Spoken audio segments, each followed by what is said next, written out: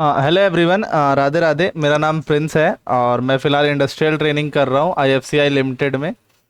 मेरे को 1 साल हो चुका है अपनी आर्टिकलशिप फर्स्ट ईयर वाली कंप्लीट करे हुए। मतलब बेसिकली 2 साल की आर्टिकलशिप होती है, उसमें फर्स्ट ईयर मैं कंप्लीट कर चुका हूँ। एंड अभी रिजल्ट आने वाला है कुछ ही टाइम में, तो काफ़ी लोग कंफ्यूज होने वाले हैं कि हमें क्या चूज़ करना चाहिए, big four, small firm, mid size firm. मतलब क्या किधर से आर्टिकलशिप ज़्यादा बेनिफिशियल है। एंड कुछ लोग गलती भी करेंगे बहुत सारी।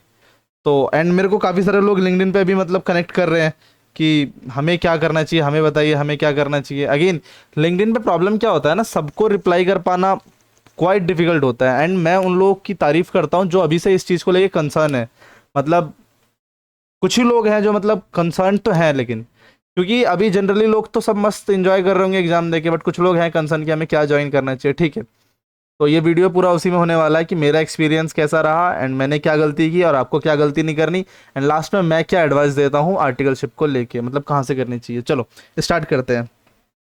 ठीक है, सबसे पहले आ, मेरा रिजल्ट आया था।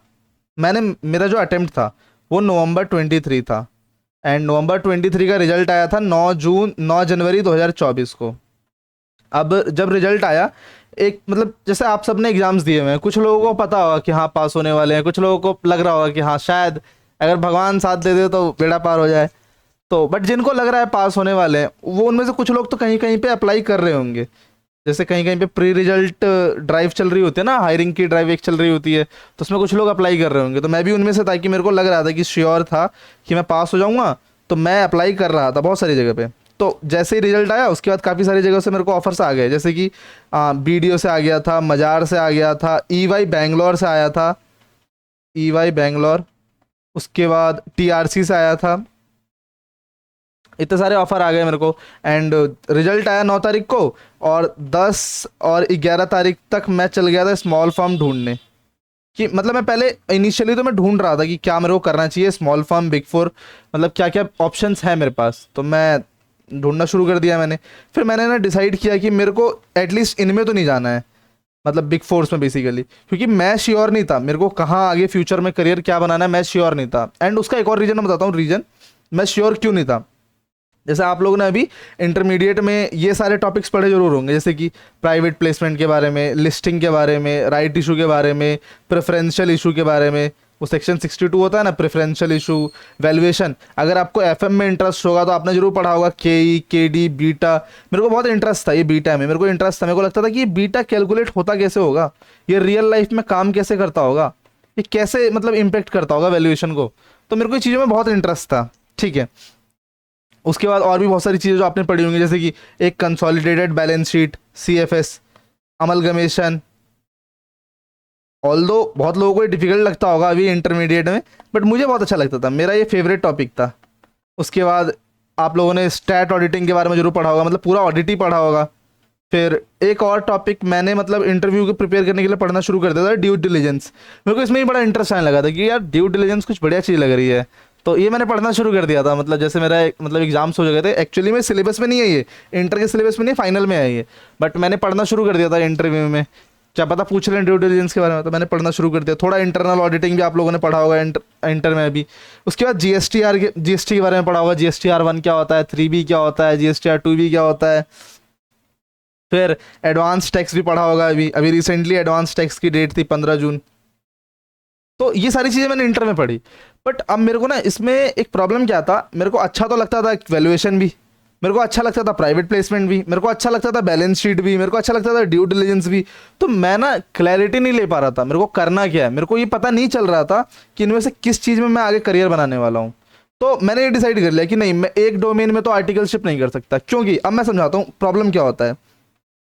ये बहुत डीप बात बताने जा रहा हूँ मैं। जैसे देखो, अगर आपने सपोज डोमेन में चले गया आर्टिकलशिप करने, सपोज ईवाई में चला गया मैं, ईवाई में मेरे को मिल गया इंटरनल ऑडिट।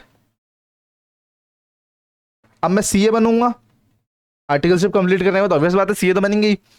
अब जैसे ही सीए बनने के बाद मैं जॉब ढूंढने जाऊंगा ना, तो वहां पे क्या होगा, अगर मैं इंटरनल ऑडिट की प्रोफाइल में जा रहा हूं, तो सपोज करो मेरे को मिलेंगे 11 लाख, 12 लाख, 13 लाख, 14 लाख, मतलब ये एवरेज बता रहा हूं मैं, इतना मिल जाएगा मेरे को आराम से।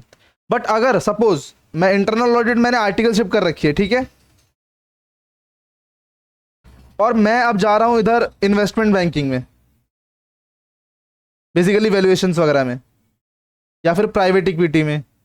तो मुझे पता है स्टार्टिंग में कितना मिलेगा, मुझे मिलेगा 8, 9, 10। अब प्रॉब्लम क्या होगा, हम लोग ह्यूमंस हैं, हम लोग ये ना कर नहीं पाएंगे इतना मतलब डिफिकल्ट काम कि 11, 12, 13 लाख रुपए मिल रहे हैं और 8, 9, 10 पे हम चले जाएं।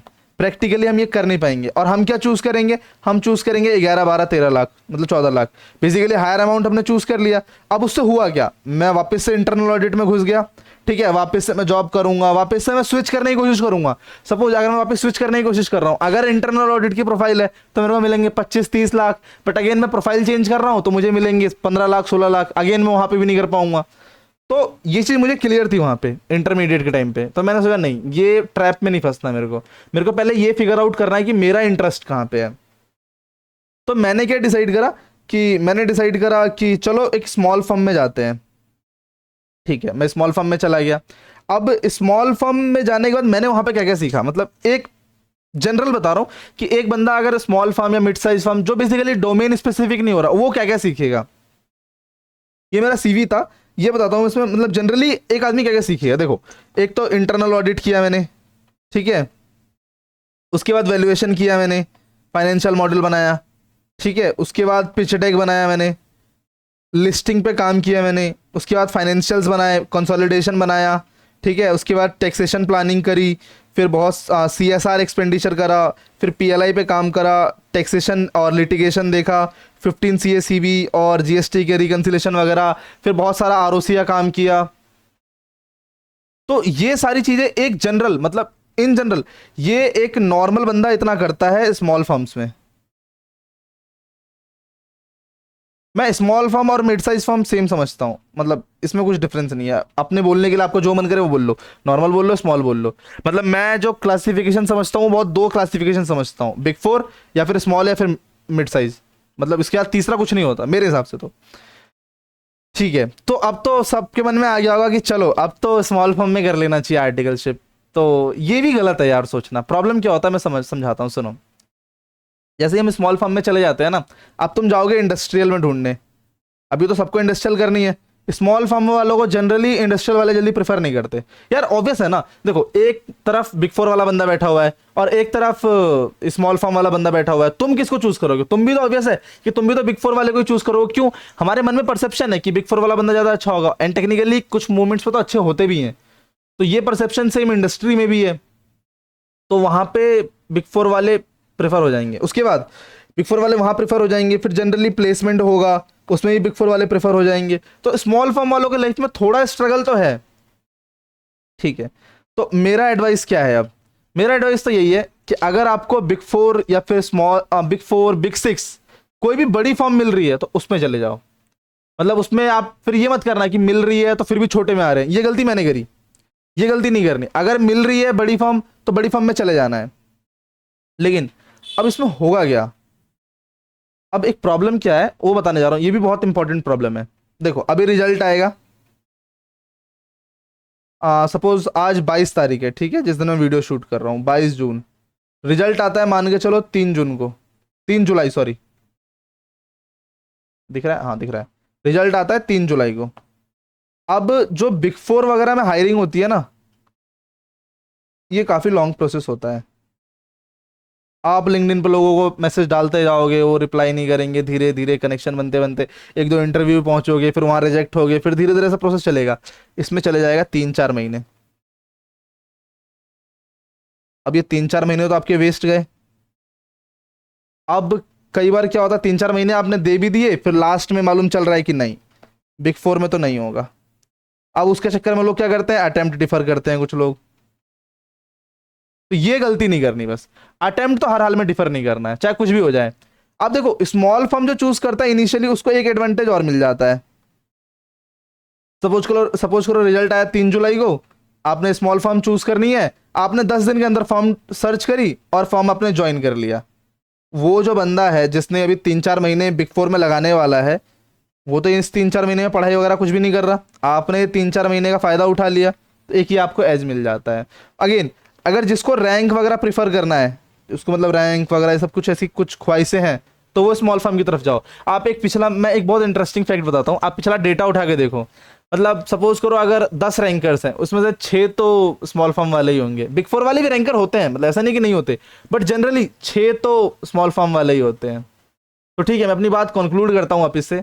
अगर बिग फोर वगैरह मिल रहा है, टाइम पे मिल रहा है, ऐसा नहीं कि उसके चक्कर में 6 महीने बिता दिए, नहीं, टाइम पे मिल रहा है तो बिग फोर वगैरह ज्वाइन करो। नहीं मिल रहा है स्मॉल फर्म के साथ चले जाओ। ऐसा नहीं है कि अगर आर्टिकलशिप बिग फोर से नहीं करी तो लाइफ खत्म हो जाती। मैंने स्मॉल फर्म से करी ना, मेरे को इंडस्ट्रियल ट्रेनिंग मिली। मेरे और भी बहुत सारे दोस्त हैं जिन्होंने स्मॉल फर्म से करी, उनको इंडस्ट्रियल ट्रेनिंग मिल गई। तो ऐसा कुछ नहीं होता है कि हाँ स्मॉल फर्म से करने के बाद नहीं मिलती। हाँ थोड़ा प्रॉब्लम जरूर होता है, अगर आपको मिल रहा है बिग फोर वगैरह तो पहले चूज कर लो उसको, अच्छा रहेगा वो। ठीक है, तो मैं अपनी सारी बात मेरे को लगता है मैं कन्वे कर चुका हूँ। तो मिलते हैं अभी किसी नेक्स्ट वीडियो में। चलो बाय बाय, राधे राधे सभी को।